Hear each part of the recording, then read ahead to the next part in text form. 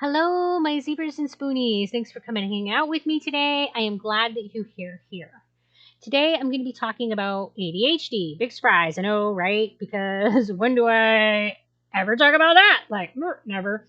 One of the things that I see parents of children with ADHD frequently ask in the support groups is what they can do to be better parents for children who have ADHD.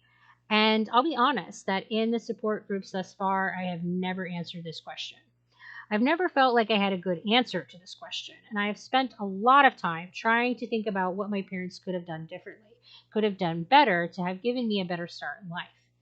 And instead, I shifted it and started thinking about what it was in my childhood that marked me the most and gave me the most struggles as an adult. So I'm going to start my discussion there. The thing that I've struggled with the most to deal with for my childhood baggage has been the self value and self worth issues. I've had a lot of issues with poor self esteem because of the messages that I received surrounding my ADHD and my autism.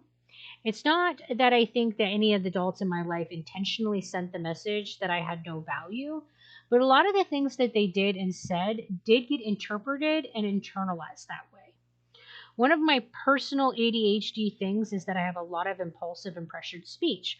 I talk a lot, and once it gets started, it's really difficult for me to turn it off. And I was frequently told, can you be quiet, or just be quiet, or stop talking? And what I internalized when adults said this to me was that what I have to say is not important. Even more importantly, I asked myself the question of, why can't I do this thing of not talking? When they seem to expect it of me, and I would look around at my peers and I saw that they could do it. They could be quiet. And it made me constantly feel like I wasn't good enough. And it felt like they were constantly pointing out the way that I wasn't good enough. I was getting this constant, inherently what you are is not what we want. Stop being this thing that you inherently are. And that's just one example. There were these messages constantly being sent this way from all the adults in my life, whether it was moving around too much, fidgeting, or talking, all the behaviors that come with being ADHD and autistic that are different than a neurotypical child were targeted behaviors, which means that every day from my childhood, I was receiving hundreds of verbal and nonverbal cues from adults that I was not a desired child. I was not the good child. All of that resulted in me feeling as though I was broken inside and that I could never be good enough. And I carried that baggage into my adulthood. I still struggle with this baggage now, and I'm 40. Every child needs to believe that they have personal self value. Every child needs to believe that their inherent self, that person that they are at the very core of their being, is desirable, wanted, and loved. How do you go about doing that? As parents, we need to give our children a safe place within their home. This needs to be the one place that they know that they will always find safety, love, and acceptance. The first thing is that you need to accept that your neurodivergent child isn't a neurotypical child. Then you need to allow them to be that in whatever way that it presents. Sometimes that means that you're not going to understand what they're doing or why, and that's okay. Truth is, that's just part of parenting. You never get to fully understand what's going on in the world and the lives of your children. Every day, when you first wake up in the morning, commit to not yelling at or punishing your child for being neurodivergent. I promise you that your child will overstimulate you at times. It's going to happen. Children are loud and unpredictable creatures, even more so when they're neurodivergent. But instead of yelling at them to stop whatever it is they're doing to overstimulate you, try to take charge and self-manage your feelings.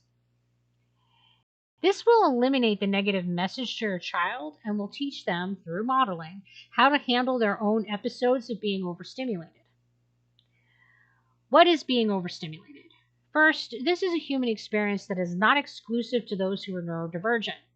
Those who are neurodivergent are more likely to become overstimulated, but it is something that every human experiences during their lives at some point. Overstimulation or sensory overload is when your senses are just completely overloaded with information, making it difficult or sometimes near impossible to fully process the information that you're receiving. So what does that look like? An inability to ignore loud sounds, strong smells, or other sensory information. For example, when there's a siren outside, you may jump and clasp your hands over your ears. You can lose focus. You can just feel overwhelmed, agitated, or irritable. You can have feelings of anxiety, restlessness, uncontrolled worry, negative thoughts that are on a cycle. You can just get this general sense of discomfort. You can get extreme sensitivities to certain types of textures of clothing or sounds. You can have difficulty sleeping.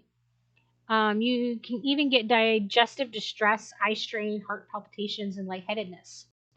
For some, overstimulation happens gradually, even without realizing it's happening. And for others, it can happen all at once, all of a sudden. When you're a parent, your children are likely to be a source of overstimulation. They come with intense energy that they pour onto you all the time. Instead of yelling or letting that irritability come out, grab onto your coping skills and let your children see you doing it. Start by stating that you're overstimulated and then what you're going to do about it. If your children are too loud or talking too much, you could use noise canceling headphones. Make sure that you're making it about you and not them.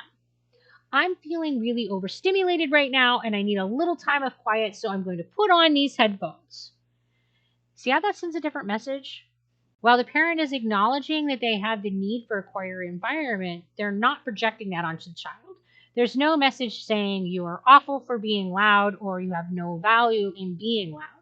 The other thing that it does is that it teaches children how to deal with their own behaviors related to being overstimulated. If a parent can model what this child should do when being overstimulated, then the child can start learning how to manage their own overstimulation and can start giving them a demonstration of coping skills, other things that they can do. As a person with ADHD, I completely relate to feeling overstimulated. It's something that happens to me often. If you put it in that language, if you frame it as I am overstimulated right now and I need to go do something to reduce my stimulation, I can separate how you're feeling from a value judgment of me. And this can allow your home to be a safe place, can allow your child to feel like they can be who they are, whatever that crazy, messy, chaotic, loud, high energy ADHD is presenting as. And I'm not saying that you shouldn't intervene in behavior that is unsafe or reckless, because when kids are impulsive, they do stuff that they shouldn't. So yeah, you need to intervene when your kid is doing something dumb that can get them hurt. But for the most part, that's not what's going on. For the most part, what's going on is that your child is overstimulating you, then the adult reacts in an angry, negative, judgmental way that sends the message to this neurodivergent child that their fundamental self is a bad way of being. I think that the most important thing that you can do for your neurodivergent child is to just give them a safe place to exist. So thanks for coming and hanging out with me today. I hope that you find peace and wellness. And until we talk again, you guys take care of yourselves. Bye.